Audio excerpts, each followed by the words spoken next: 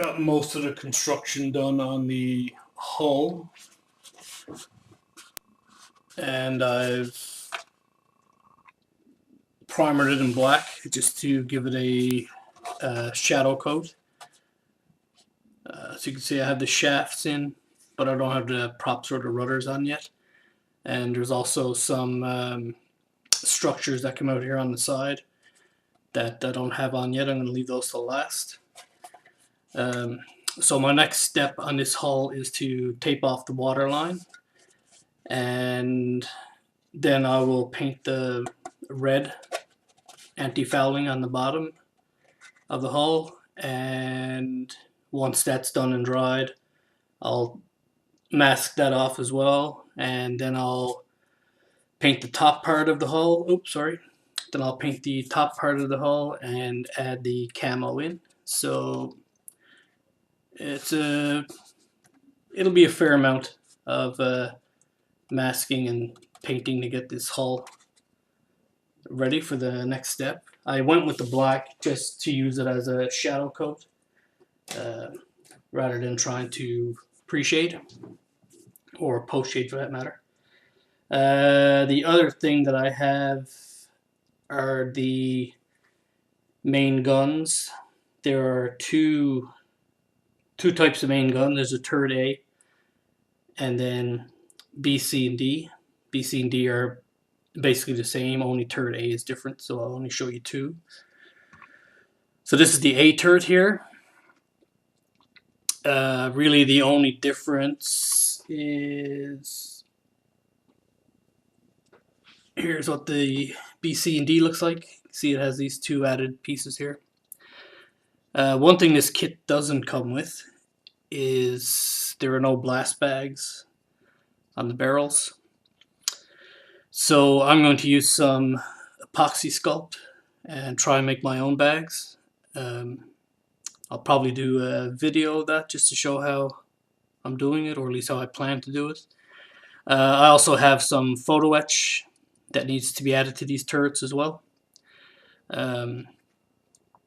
So I suspect that my next update video on this will be just dealing with these turrets. And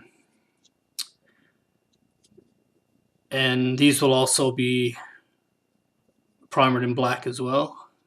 And these turrets actually, when they're finished, they will be two-tone. The top part of them here is a darker gray than the rest. It depends, even though the ship was only in service for a relatively short time. The turrets, there are 3 different paint schemes for these turrets. One is just the top part here is a darker gray, which is the one that I'll be doing. The other one, the gray extends down along these facets here, just a little further. And there's another, which is, apparently there's a bit of controversy, I guess. There's another camo scheme that has the top of these as yellow, but apparently there are no color photographs to verify that these were ever yellow. But there is some literature and parts on the internet where you can find where it says between this time period and that time period the top of these were yellow. But anyways, getting a bit off topic now. The top will be dark gray for the year that I'm doing. So that's pretty much as far as I am with the Bismarck. Just let me show you the pieces for the photo etch. So this is the photo etch sheet. Just let me put something behind it so you'll actually be able to see.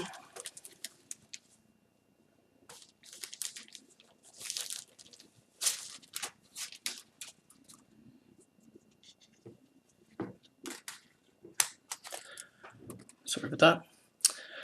So this is the photo etch sheet. As you can see, mountains of really small parts as usual.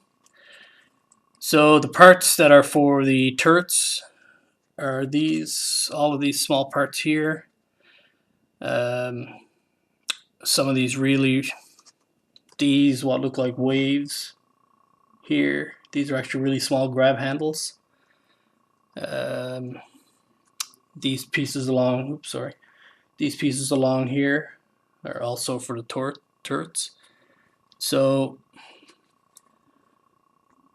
lots of, as well, these here for the turrets as well. So lots of very, very small, very time consuming little details to add on there. And those are just for the main turrets. A lot of this other stuff is for some of the larger turrets and the guns. And of course, this is all railing here. So it's a lot of work to be done. And these turrets here are the instructions for the main turrets.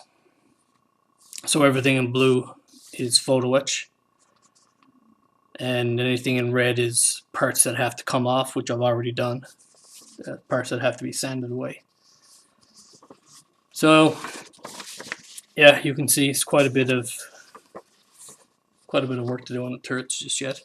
So my next video, I'm sure it'll be at least a couple of weeks away. But my next video will just be with these turrets, and in between then, like I said, I'll probably put up a video of how I'm making or planning to make these blast bags. The one thing, once the blast bags are in place, you can see here the guns are able to elevate. Once the blast bags are in place, you won't be able to move these anymore, but that's not a big deal. It's just a matter of putting them at an elevation that looks good, and why would you want to be moving them anyways? That's the way I feel. So anyways, guys, that's about it where I stand with the Bismarck. So as always, thanks for watching, and hope you stay tuned for the further updates.